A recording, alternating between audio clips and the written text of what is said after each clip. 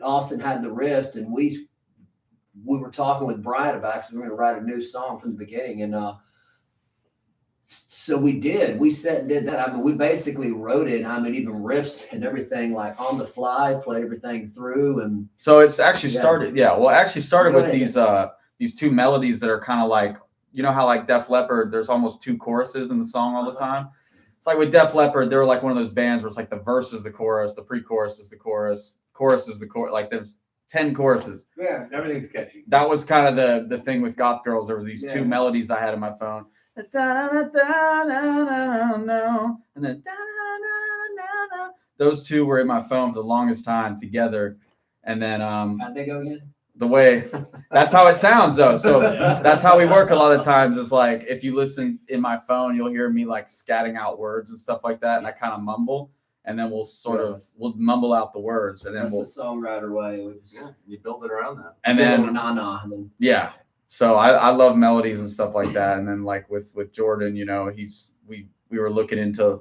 Basically, it was like, okay, you know, he had this lyrical concept about Goth Girl, but I didn't think my melodies would go with that particular lyrical concept. But Brian did. Yeah. So like, our producer was like, I think these two ideas are cool together. So we ended up putting those two together. But all right, we get this question. Let's answer this one because. What you got? Okay. What is it? Who is your influences? Because I'm an 80s hair band girl, but love the new screamo bands like Motionless in White, Falling Reverse, Black Veil Brides.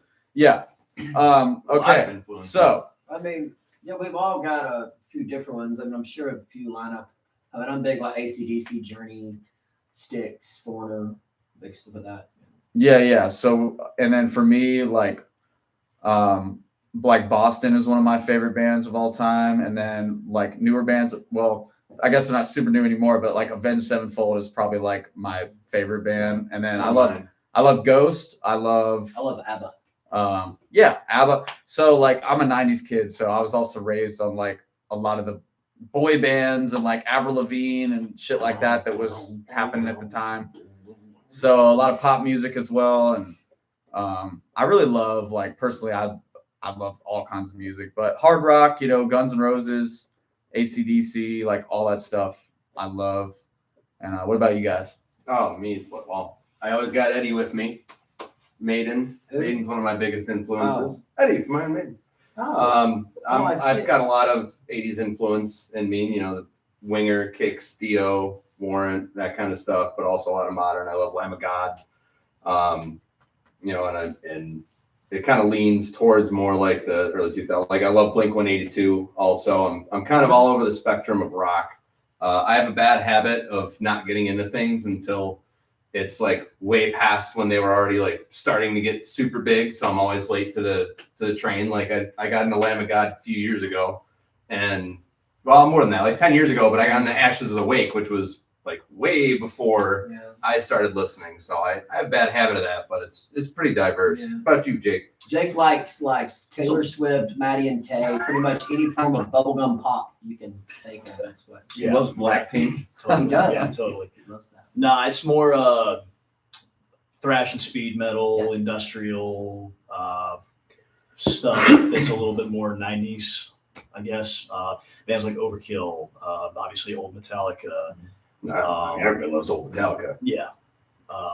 You know, Prong, Circle of Dust, KMFDM, and the list just goes on and on and on. Faith No More. It's I'd be here all day if I tried to rattle off influences, I guess. What about you, Garrett? Just, you know, we'd love to know what our director's into. Oh man. What influence hey, movies? All right, everybody that wasn't tuned in earlier, this is Mr. Garrett Barefoot. He is our video director, and if you guys have not seen it yet, we just premiered our new music video, Goth Girl, which we are super stoked on. Garrett did a phenomenal job. Go check it out if you haven't seen it yet after you watch us. Yeah.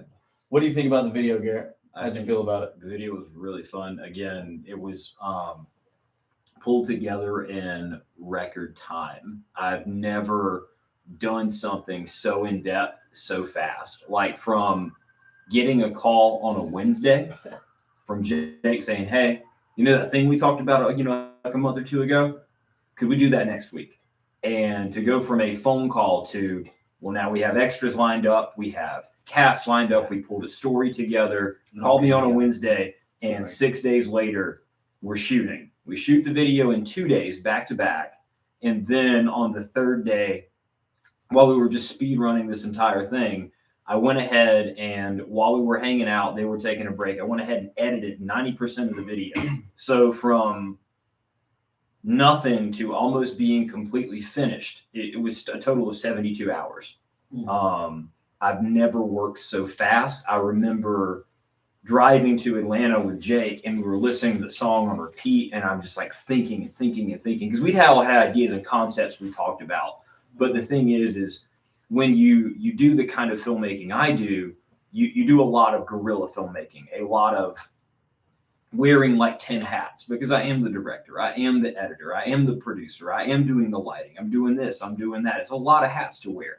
Helps make a cohesive vision, though. Very much so. There's just a lot to it, but it's one of those things where like I'm like just crunching the numbers on the drive. Both nights I was up until 2 a.m. Like when we got there on a Monday, we were talking about planning stuff. We get there on Monday, and I'm like building a whole list. And then I'll answer that question. well, thank you. That was Tommy's idea. Derek, to I'll answer your ramble. question, yes, that was my idea. I had an idea forever that I just always wanted to do that in a music video, is just make a pyramid of cans and just dive through them while everybody cheers me on. I mean, I had that idea forever, and I looked at Garrett and I'm like, this is a shot that has to happen. So we encouraged a reasonable amount of drinking amongst the extras we brought in so we could have enough empty cans for the shoot. Yeah. And then Garrett's like, all right, you got one shot to do this because I don't even see how this fits in right now. We got to get it done like now. Hurry up. And I was like, all right. So we all just stacked them up and dove through, and it came out real nice, but it came out better than I expected. We shoehorned it in a little bit, but I thought it was a fun shot. It was perfect. They keep asking about my hair. Can we go ahead and put that to rest? Okay. Real quick? Okay. Yes, Here's the Jordan deal. cut his hair. Okay. Yes, I cut my hair. I donated it to Locks of Love. That's the Here's- only reason I accept that he cut his hair. Here's another thing. Okay. Here's another thing. I used to always walk around in public with long hair. And when I have sunglasses on, because I live in Florida and it's the summertime, people walk up and say, you kind of look like Kid Rock. Well, you know what's so funny? Since I cut my hair, nobody thinks I look like Kid Rock. Exactly. Shocker. So, it's not like I donated my hair, but like we have an amazing album out. I just think that's more important than my hair. I mean, I donated it, Now we put it all to rest. It's at Locks of Love. There we go. Jordan, okay, you know what? Here, there's some. All right, questions Jordan. I'll talk here. more about it. Sure. Oh no, I want to. Okay, Yeah. who's your favorite singers of all time? Let's My talk favorite about that. singers? Yeah. Well, when I really started getting into you got to understand it. I was raised very, very sheltered in the first place. Like my family, we had to listen to basic church music. I mean, that was it. That's what we listened to. So when I got into my adult life, I started discovering certain vocalists. I would hear such like Steve Perry, Bon Jovi, some Axl Rose, but that's just mainly for the songs. But Brian Johnson, that just like gritty, like I fell in love with it. I thought it was great. I think a lot of what some of you guys are hearing on the first record is coming from that Brian Johnson influence. And we had to have it like high pitched, and we had to put out like 10 just banging songs because we needed that like 10 song set. Yeah. Going on the road. I mean, I remember our first touring with Buck Cherry. We went out, and their tour manager, Doug, I think his name was, really nice guy. He said, man, you know what? You guys rock. Play for a full hour. And we did. We played our entire first album live at the Buck Cherry set. Yeah. That was pretty fun stuff. Yeah. Well, here's the thing with Grand Rising. I'm excited for you guys to hear some different vibes, some different flavors. I think you guys are going to see more and more that there might be more going on than what you initially maybe think just by hearing some of the first few songs. We really we really just write whatever comes out. There's really no formula.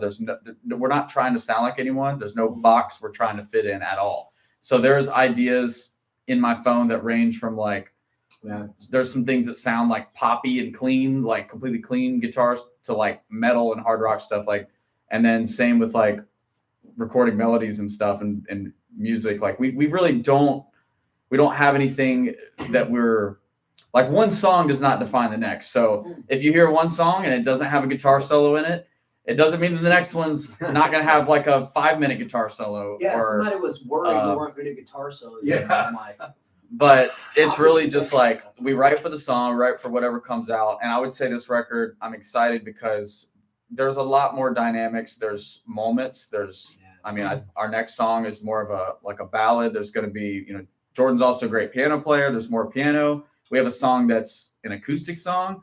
I'm not trying to give away too much. We also have a song that is the last track on the record, and it's like 5 songs in one. Yeah.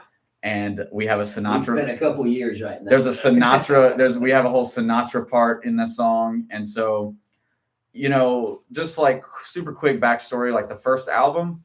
See, we never go live. We never talk to you guys about this stuff. So I feel like we need to do this more often. Yeah, we should. Yeah. Kind I'm of glad we did. give you guys some more of the backstory. So like the first record, like that was really a long time coming, because like I'd want to start this band for a really long time. It took me many years to find all the right pieces, like the guys I got in this room, to kind of like make this whole thing happen. So it was a lot of the first riffs on the first album, some of the melodies, song ideas, they date back, some of them 10 years ago and things like that. So a lot of the first, they say you have your whole life to make your first album. A lot of that was influences that I had even a long time ago. I'm in a different spot now, just like anyone else is. When you make new music, it's going to sound different than the way it did 10 years ago. But we definitely have our influences. We have our styles. But I would say the first album, the band was started kind of around like the COVID time period. Yeah. And I know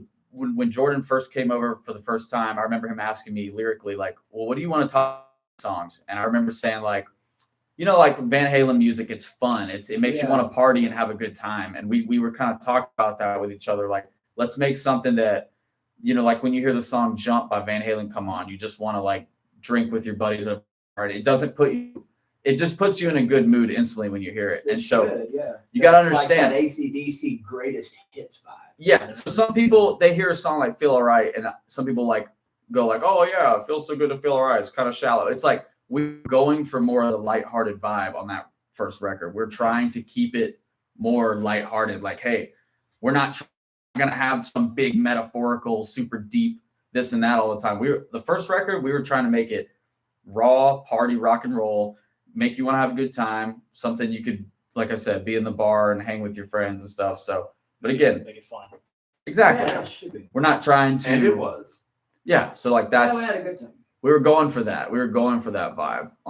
So, but it doesn't mean that.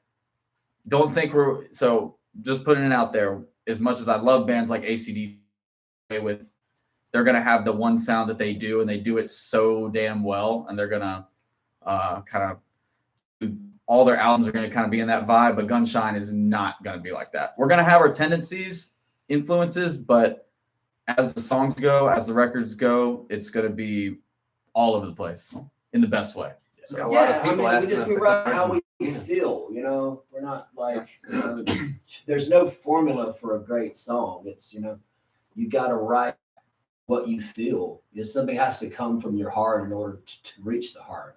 I've always felt that way. So I just feel, you should always just pour out all the expression you possibly can into a song and make it happen. There's not a special formula. Okay, well, we've got to make sure we do this now because you're going to be mad if we don't. It's like I think lovers of music are lovers of music. I mean, I heard Ozzy say, even in an interview, he said, if I write a song, I write it for me. If somebody else likes it, Awesome. that's a bonus. Yeah. That was it. It made a lot of sense. It's just, we are very, very true to ourselves, and we always will be. I love playing piano, and I got to do that for you in the next song coming out next month. Y'all gonna have fun with that.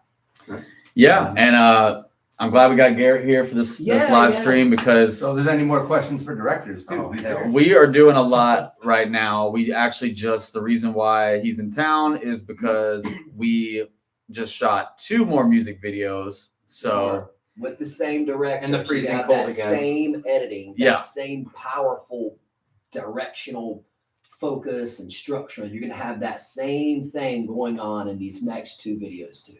yeah, we're gonna try to do as many videos as we possibly can for this entire record. You know, let's see. We got a question. When is Tommy designing his next concert shirt? Chicks dig the last one. So yeah, that kind of started. I just had that shirt for a long time, and I really liked it. And we need to move in a little bit. Everybody asked me on my first run with Gunshine, like, "Oh, do you guys sell that shirt? I'd love to have it." And I was like, and then the light went off in my head when people were offering to buy it off my back, and I was like, oh, maybe I should make some of these. So we did, and so the last tour run, I kind of decided I'm going to do a different tour shirt every tour that's exclusive to me. So you can buy the same shirt I wear. I have not decided yet on what the next tour shirt will be. So you'll have to wait and see while I cook up some ideas in my head. But yeah, I know that shirt was a big hit with everybody. I saw a question. There was a question about something guitars. I'm sorry, guys. I think I missed it. I saw it earlier. They're all flowing in. Oh, here we go. Austin, what guitars do you play on the new album? Anything in the band does a rig rundown. Yeah. I mean, Yeah. Sure we could eventually. Honestly, well, I'll just show you instead of tell you. So there you go. We keep it here in the studio. this one right here has been my #1 Les Paul that I played on pretty much all the Gunshine stuff. You can see kind of beat the shit out of this thing, and it's been played. Jordan calls it the Black Medallion. So here you go. I'll give you guys.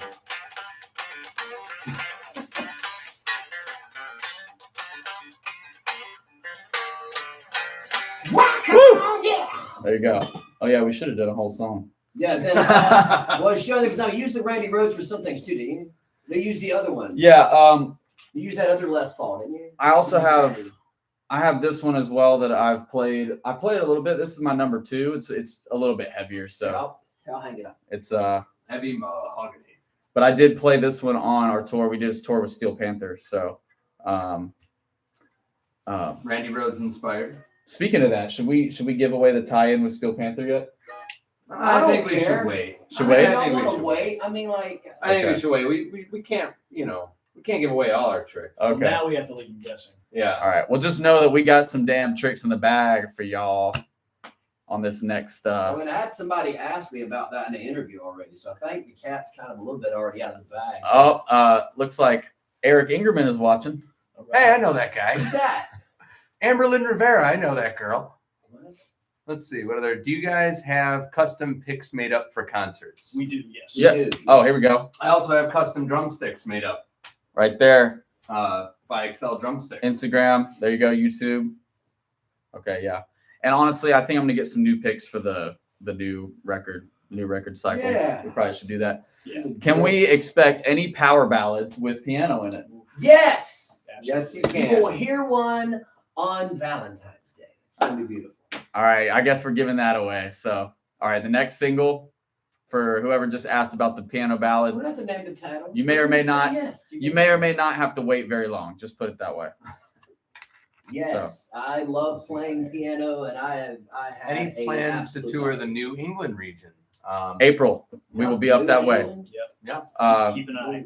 We know that we got a lot of Northeast people, so we are trying our Thought best. America was New England.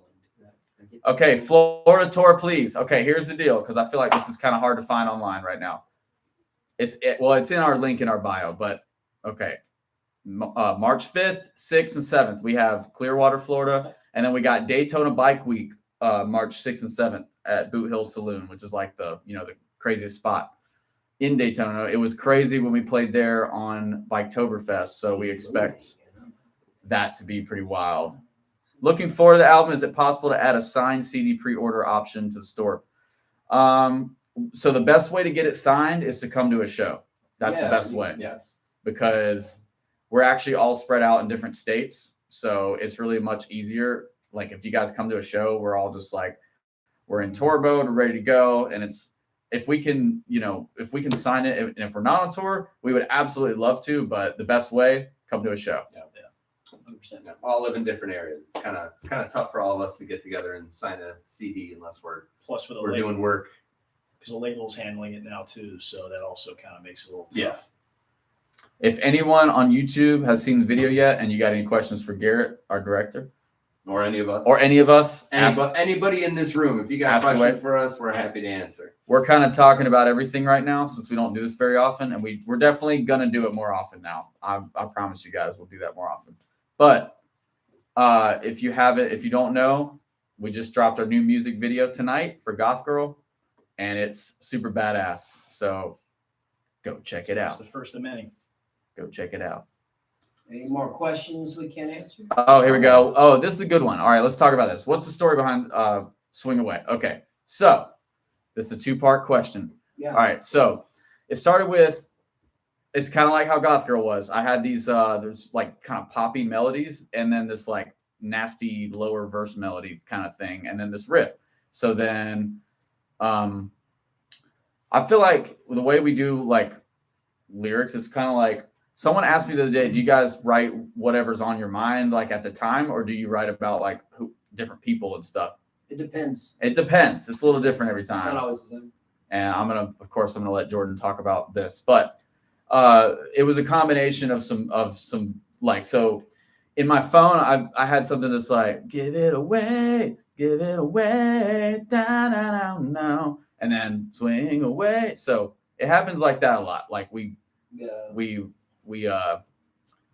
scat, like I'll have like melodies that we scat out, and then we can write to that. It doesn't happen like that's not to say that we have to do it that way every time, but in a song like Swing Away, I had those melodies, and then Jordan had this really, I don't know. I'm gonna let you tell the story. I was in a about the place. lyrics. I was in a. I mean, this is. I'm gonna get a little deep here for a second. That's fine, but we don't got to get super into it. My grandmother passed, and it was a very very confusing situation. I will say, number one, that woman was in her 90s. Somebody would think, oh well, okay, it's just a 90-year-old woman fell down some steps or something. No, it's not the case at all. That woman, she'd get out and cut her own grass and everything. She was strong. She'd haul back and punch you in the mouth if you ticked her off bad enough. She wasn't having it. So anyways, the way she passed, it was just a very, there was some definite foul play going on. And the detectives, they said, look, an old woman fell down the steps, write it on that. And that's what they wrote it down to. And when I tried to get them to reopen the case, I was literally told that the detective agencies in Aiken County, Georgia, are so overwhelmed with cocaine and fentanyl related deaths that they don't have time to reopen a case. And unless I can hire a private investigator to really, really find something, they weren't doing anything. And they said, but if you found a way to make this case famous. And I said, oh, make it famous? Okay, well, I'll just write a song about it and make that happen. So basically, I believe my grandmother was, for lack of a better word, murdered. That's the way to do it. But that's just kind of my letter to the guy that I know who did it.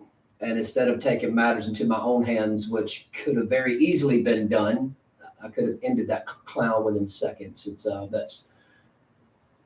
When he told me that story, and I knew we were I've got gonna. a career to think about. I've got a band to think about. I've got a wife, a family to think about. I can't do that. So when we were writing the song, he told me the story of those, because again, it started with those melodies that I had. When he told me the story that he was thinking lyrically, it almost made me want to change the melodies because I had this big poppy, kind of style, like melodic chorus. But it worked. And he told me this story, and I'm going like, I almost wanted to make the melody more dark and more like, I don't know, like like aggressive because it was such an intense lyric. But we do that in our songs. We have like I guess that's kind of what we did with Goth Girl too. We have the juxtaposition of maybe some poppy melodies mixed with, you know, maybe some heavier lyrics, and that's kind of cool, I guess, that we can that it doesn't have to be like dark lyrics, dark music all the time, I guess. So mix it up.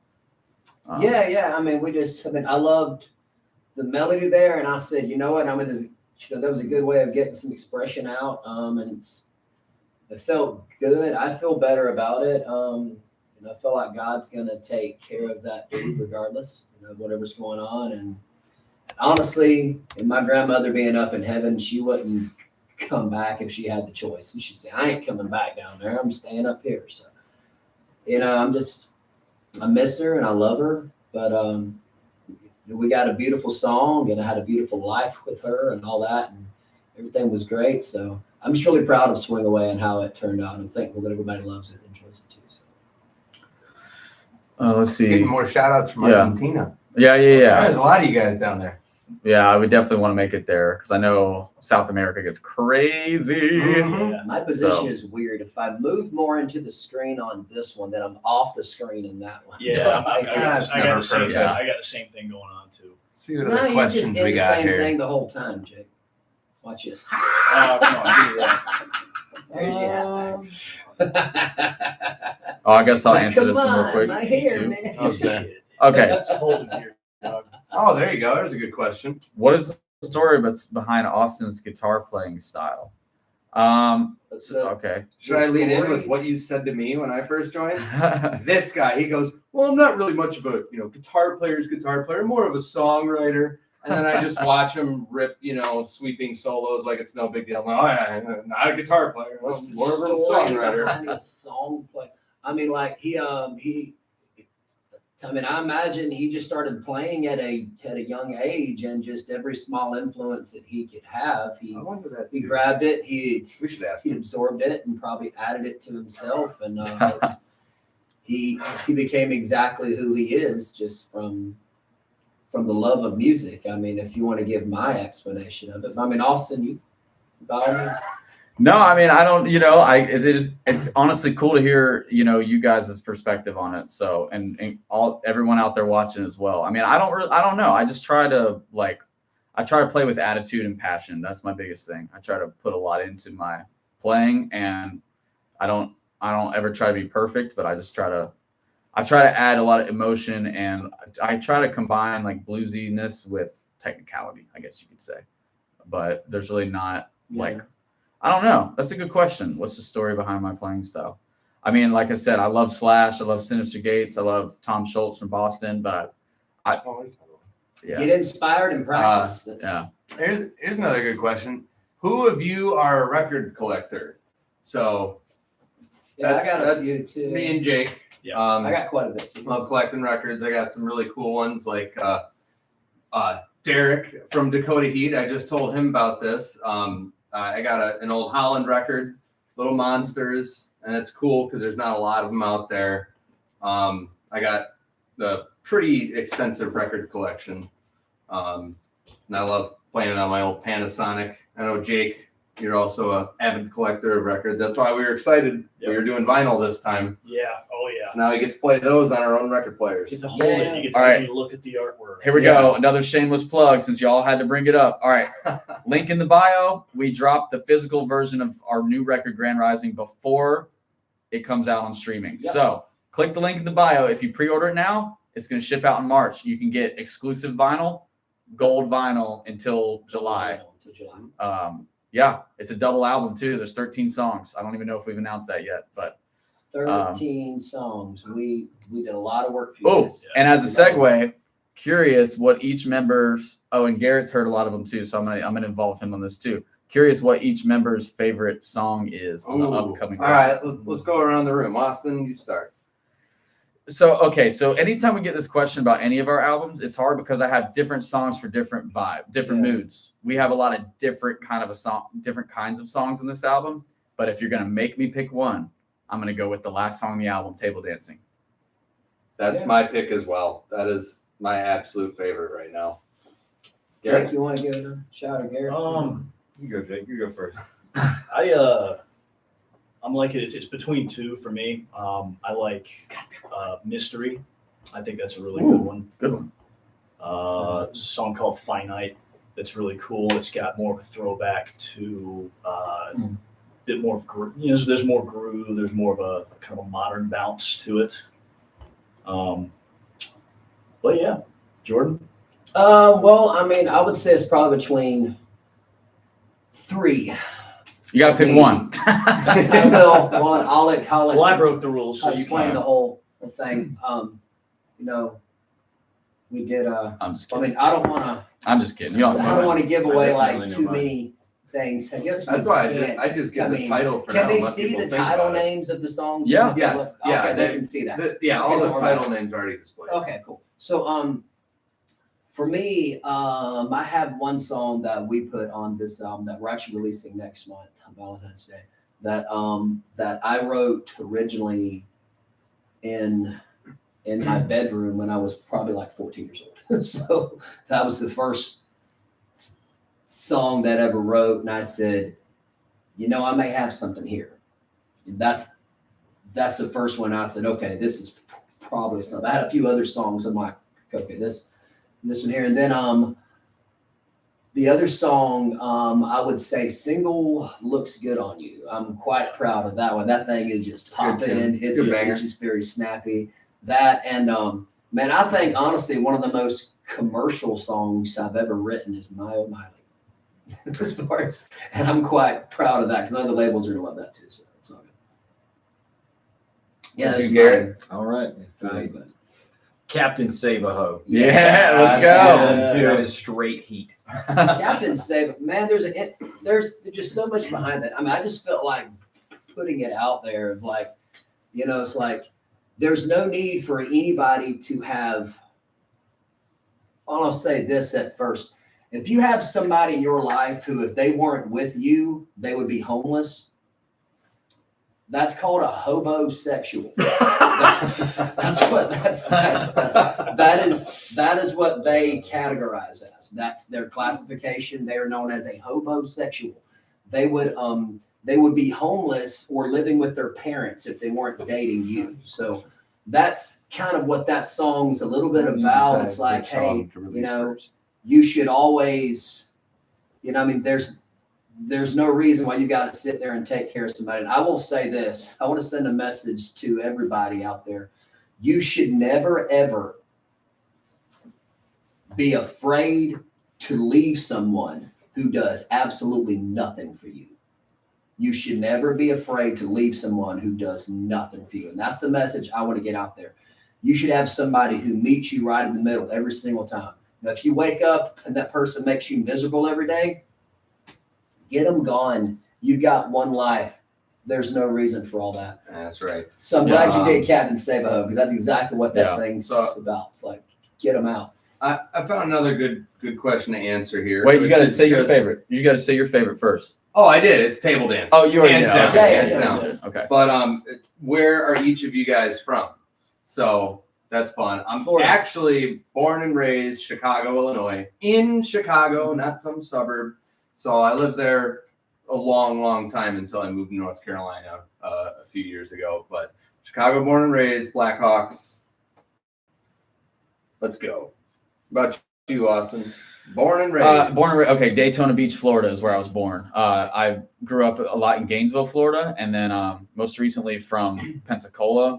Kind of been all over the state in Florida, but me and my fiance, we currently live in Atlanta for like the past about year and a half, couple years. But we're Florida boys. I guess Jordan technically born in. I was born in Lake Wales, Florida, and then I grew up in upstate South Carolina. Actually, my mom moved us kids up there. My mom raised me and my brother by herself. So I was raised in South Carolina. When I got about 19, we took off and went like, You got next question. man, I was all over the nation for a while, just traveling around. I wound up in DC for a bit. I was in Phoenix, Nashville. I traveled did a bunch of stuff. And then I wound up, in Pensacola, Florida. And I said, you know what? I'm home. And this is where I belong. But I was born in Lake Wales, Florida. And then raised in South Carolina, but I very much consider Florida my home.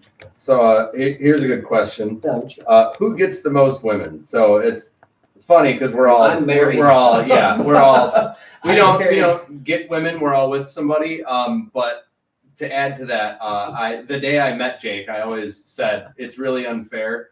When he's on stage, I feel like he just hogs all the sexy for so himself. Good looking. He's just so And he doesn't leave any sexy on stage for the rest of us. So yeah. so if all of us were single, I would say it'd just be like everybody would just be on Jake's side, and we'd just all be like if word got out, if he ever was single and word got out, that'd be it. Well, I don't know, That'd man, be because it. I mean, Austin's got this like suave Italian look to him too, so we got to keep that in mind, you know. Hey, There's always that. You know? I like going with Jake.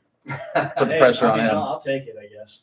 Someone asked if we keep journals of song ideas. Do you guys keep journals to look back to write songs? Yeah. So We I have. always- yeah. So the voice memo app in my phone is just like chock full of ideas. I know that the other guys like to do that as well. That's it's all voice memos. I call it a hook book. And it's just like, I do all my writing away from the guitar, away from the computer. I just like when I'm taking a walk or doing whatever throughout life, you know, you always have your phone on you.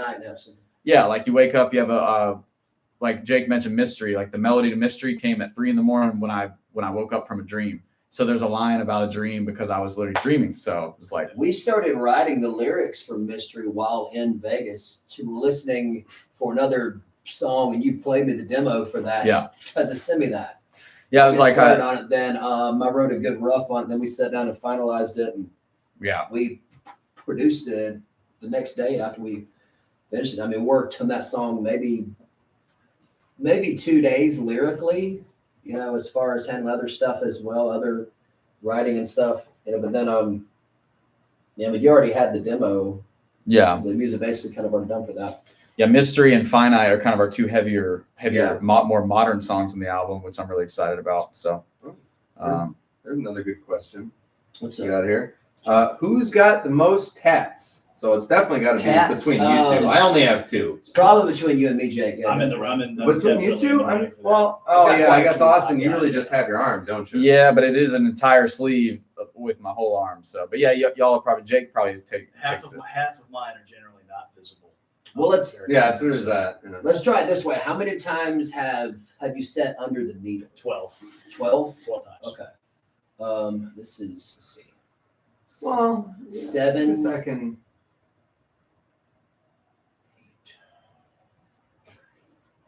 11, Okay. 12, 13, 14. So a lot.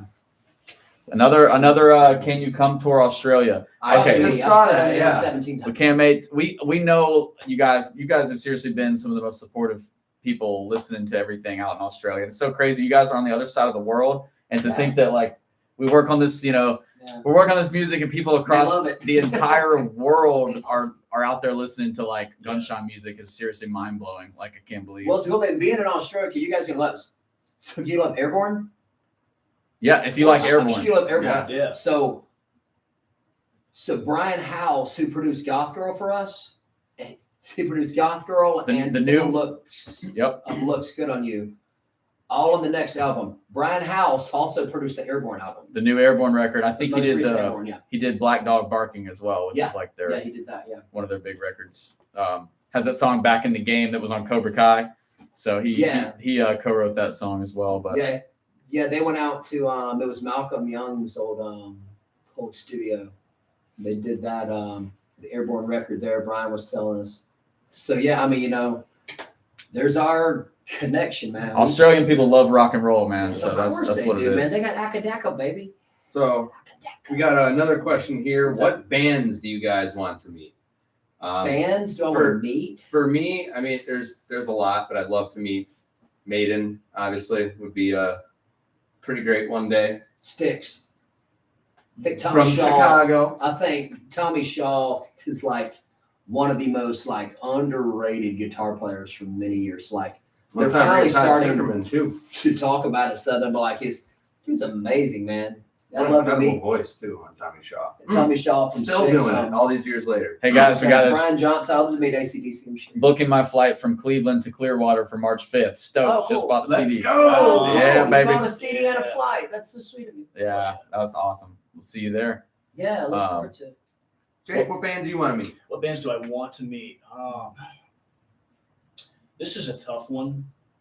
I always feel weird like meeting the people I look up to because it's like, man, I'm Could be bothering good, them. could be bad. I'm bothering them. You know, Yeah. I'm taking up their valuable time. You know what? I wouldn't mind, you know, shaking the hands of like the Metallica dudes or the guys in Korn or you know, That'd be cool. just out of the, you know, the impact that bands like that kind of had on my upbringing, I guess. So For Lars is a really nice guy. yeah. I mean, Yeah. For me, it's Avenged Sevenfold. I pretty much those guys are also, such big influences. Dude, and you would straight I would love to meet him. fanboy. I'm not. The guys know I'm not. That's totally not me. I'm not like the fanboy at all. But yeah, Avenged would be pretty sick. You would fanboy over Ghost. Oh, Goth? Oh, well, that would be yeah. cool too. Tobias would be cool. Yeah, I respect. Very cool guy. I What respect. about you, Garrett? I mean, you're here too. Mr. Director, who would you like to meet? I'd like to meet, if I did off the top of my head, I'd like to meet Deftones, Okay. Lamb of God. Mhm. Do individuals count? Yeah. Dolly Parton. Oh, that's and cool. She just turned 80. oh, she's gorgeous. She just did. She looks so good Yeah, for her age and, still. She's doing great. I'd She's say- in the Rock and Roll Hall of Fame. Have her rock out. It's great. And I'd love to have a time machine, and I'd like to hang out with Soundgarden at some point. Gotcha. That'd be cool. Oh, I want to answer this one real quick. We got probably looking at the same one. Who is Austin's biggest guitar influence? Well, I'll come back to that one. I do want to answer this though. Okay, any thoughts on adding pieces to the band, keyboards, horns, stuff like that? So I love production. I love adding in like string parts and keys and stuff like that. We're definitely not like where it's just like bass drums. I mean, that's cool too. We have some songs that are like that, but like it is definitely cool sometimes to add in like different flavors. We definitely have some synths and stuff in the new album, but not like dominant. It's more of like No. It's complimentary. it's more like complimentary. Yeah. So Any key work that needs to be done. I mean, as far as in a dominant realm, I mean, I'll handle it. yeah, but we do program some stuff in like in the studio, like some string parts or like some extra. We just like making songs sound really big but if you meant for live, probably not. I But, could see in the long time future, maybe if everything there, like possibly if somebody can handle like a 9-string guitar, that'd be cool. But unless you can do that, I don't see the point. Okay, what was the other question about the guitar? Austin, who is your biggest guitar influence? That was a question we had. Biggest guitar. Okay, biggest guitar is probably Slash. Yeah, Slash Yeah. is probably my biggest guitar That's- influence. Checks out.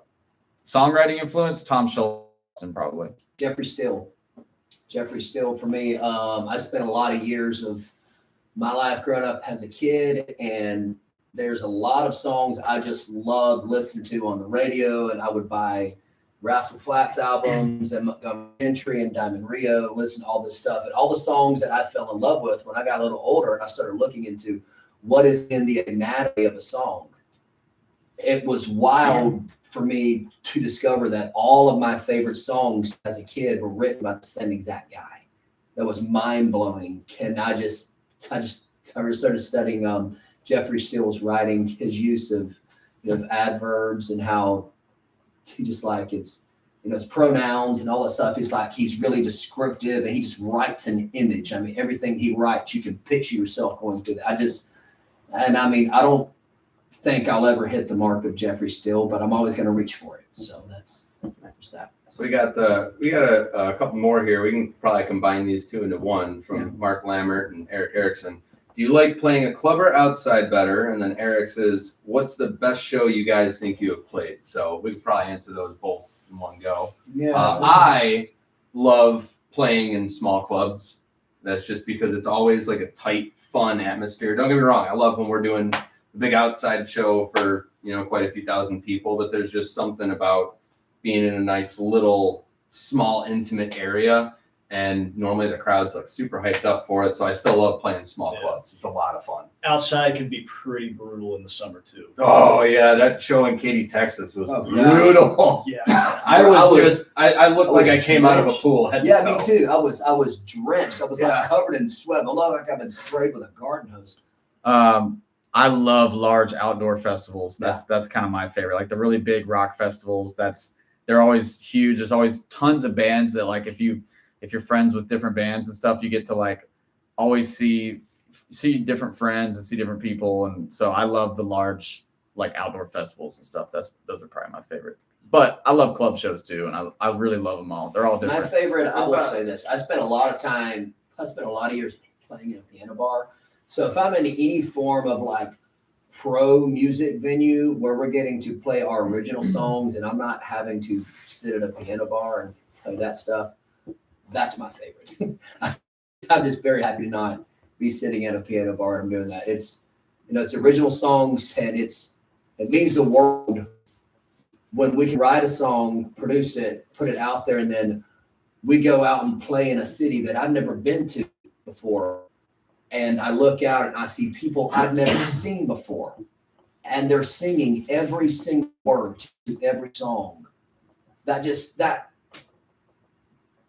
Great me right in feeling. the chest more than you guys realize. Thank you so much for that. It means a lot.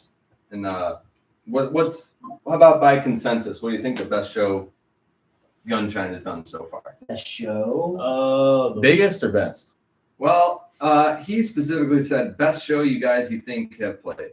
You know what? Or guys think you have played. I always enjoy the King of Clubs in King of Ohio. Clubs. I think I do that's love a that great place. venue. Yeah. The We place- all just cooked there. it packs out and it just cooks, man. So we played there with Stephen Piercy from Rat, man. I mean, that was like a great show. We packed that place out, man. Now, Yeah. those people love to rock, man. They just headbanging the whole time. Yeah. Yeah, Ohio is very good to us, Very good to us.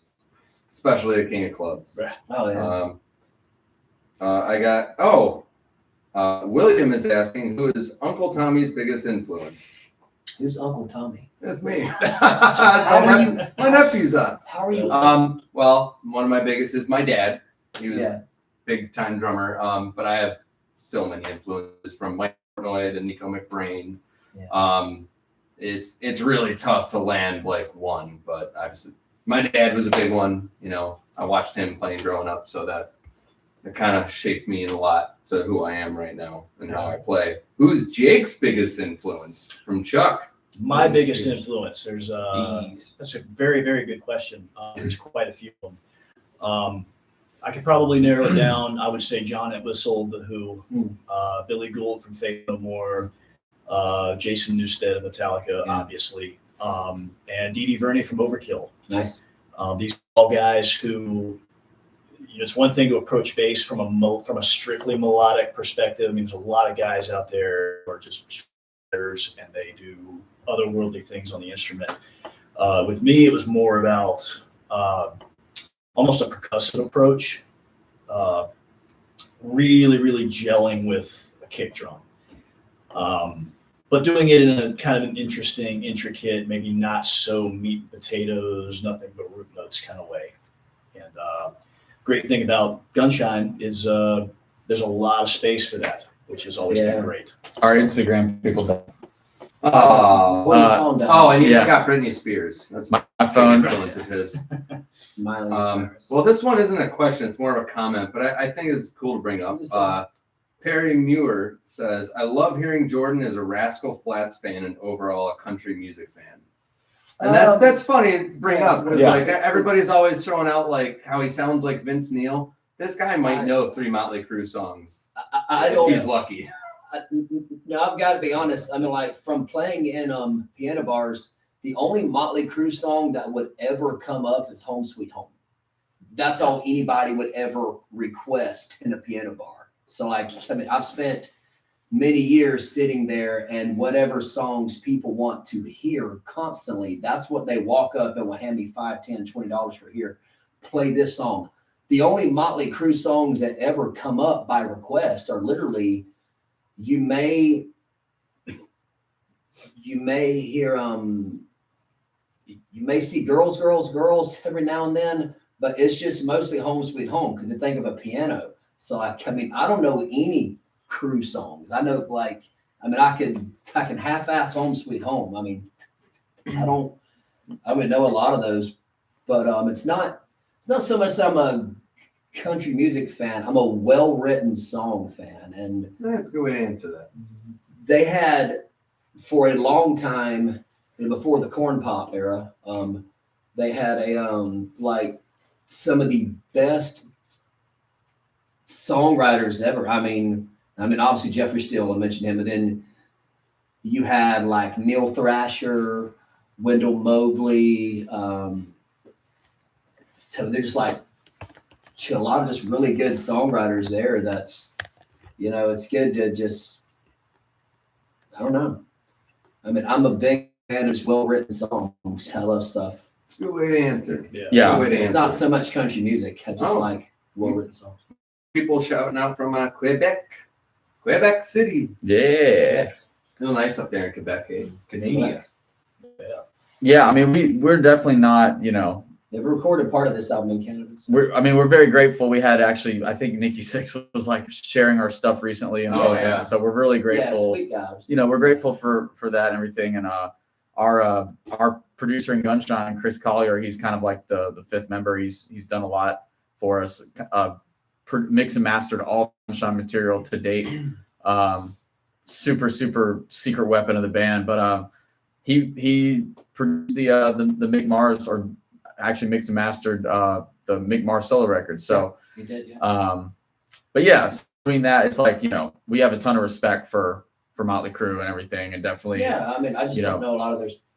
But it is funny that like I wasn't allowed to listen to it. whenever we have, if people are gonna leave hate comments or whatever, they see a 15-second clip of our band and they go like, "Oh, you Axl Rose wannabe or Vince Neil wannabe." It's like, it's honestly the furthest thing from the truth. It's like, So those guys, yes, influences, but at the same time, we have a lot of influences. We're not, and we're not trying to be anybody. You guys, We're just us.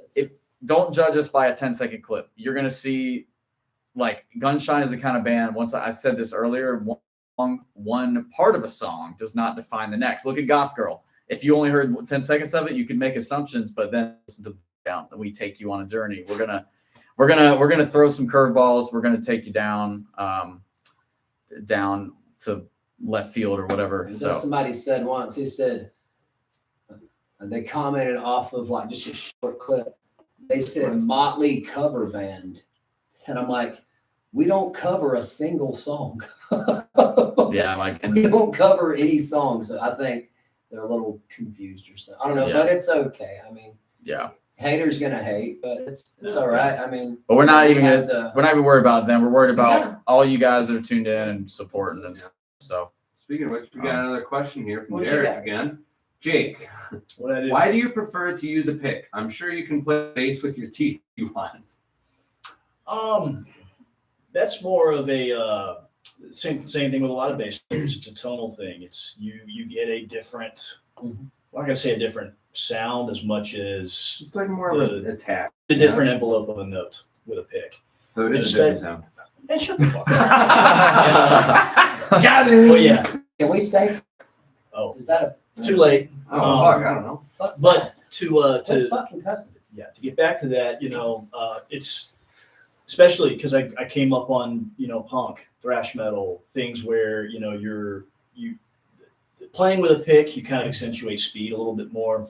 That, and you can mesh with a kick drum a little bit better. Yeah, you can. And experimenting with pick sizes over the years, I settled on the 88s 10 years ago. You like them big, huh? That's actually not very big at all. I'm just joking. But yeah, no, it's a feeling preference, I guess you could say. And I mean, I do a little bit of other technique. If you've ever, in the Gunshine set especially, there's moments that are more suited to fingerstyle, so I will do that instead. There's tapping parts, there's slap and pop parts. It's really just kind of what the song needs. But yeah, 90% of what I do is pick attack. Can't hear Jake talking right, or can't see Jake talking right now. Yeah, well, I'm right here. So well, there was another interesting question. What was your first job? Well, mine was landscaping when I was like 16. I mean, I'll go. So, my first job, my first real job, I worked at a canoe factory where I made, I was like 18 then, but like I did I worked during the summer a couple years off from school at a pet shop called All God's Creatures, where I would literally wash dogs after they were born. It was quite a nasty job. You go home every day and just that was a nasty job washing dogs all day. But yeah, it's I did that. My first job was I worked in a shitty TV station for public access. Where I That's live. cooler than ours. No, That is way cooler than what. Yeah. Dude, I've washed dogs' asses. Yeah. You kidding me? That's way cooler than anything. I was really lucky for my first one. I was in the middle of applying to a bunch of fast food jobs in Gulf Breeze, Florida, which is a little suburb of Pensacola. I was a teenager, and then I was going to this open jam night with my friend, and one of the singers that was at the open jam said, "Can you learn 30 songs in a week?" And he was way older than me. I was only like 16 at the time, and he was like 30, which at the time it seemed like way older than me. But he was like, "Can you learn 30 songs in a week?" And I said, "Yeah, let's go." And then so I was making way more money than I would have made at those fast food jobs that I was applying to. So I was lucky that my first job was in music. So I was really That's awesome. fortunate for that. Right. But all right, we're gonna take a couple more. We got to get back to editing. Actually, we're making more music videos for you guys, and I did see one that was Yeah, a few more questions. there was one that was had come up with the name. So yeah, some people misunderstand this too. So let's go over that. Yeah, go ahead. So a lot of bands are from LA. A lot of bands are from big cities and stuff. And I thought it was kind of like peculiar and interesting that we were from Pensacola, Florida, which is kind of a small town, and sort of trying to think of different things that could reflect where we're from. We're thinking of everyone's street names, like different things. Like, is there anything cool like from? I don't know. We're like kind of racking our brains thinking of different things about where we're from, and so like different Florida terms, because the band was based out of Florida, and it said sometimes Florida is known as the Gunshine State. It's called the Gunshine State because Florida's shaped like a gun, and so it's kind of a phrase that's used more in Central Florida. You'll see stickers on the back of people's trucks and stuff that says like the Gunshine State. You'll see it a lot like down in Orlando and kind of South Florida and stuff. And if you Google, you'll see a lot of like the Gunshine State. There's different like you'll see like all the stickers and stuff like that, whatever. But yeah, that's really all it is. It's not a combination of Guns N' Roses and Shinedown. No, I mean I didn't even think of that. I mean it's I mean like it was back in the 80s, I think it started being called the Gunshine State. So it's kind of like there's us a little bit of 80s revival almost. It seems like it's kind of fitting. I got another fun one. I'll take two more. What's your favorite place to go for food while on the road? And the reason I think that's interesting is because we actually generally eat like pretty healthy when on the road. Yeah. So we try and stop at like reasonably healthy places to eat. Lots of like- ramen noodles, Whataburger, stuff like that.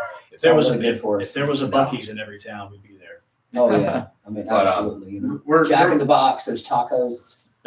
we're pretty good about finding little places in each city and just kind of looking up menus and seeing Doritos. what's good. Gatorade. We like good guy. food. We like Yeah. good food. We're not McDonald's people. We really like. Yeah. We eat very healthy. If you don't eat healthy on the road, you're gonna have a bad time. You'd have a bad time being in a bus all Yeah. together, eating bad food. And there's no Let's not number talk 2 allowed on the bus, so Yeah. it can't be stopping for you every half hour because you had Taco Bell.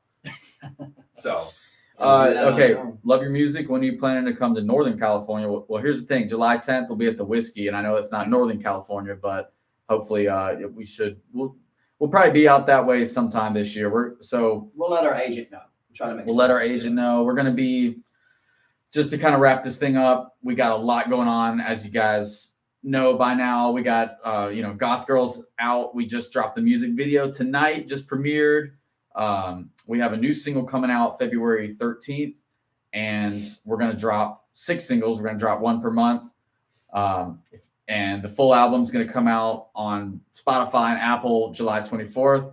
But I've already talked about this a bunch. I'm going to keep talking about it because it's a little bit confusing, full transparency, but we think it's kind of cool as well.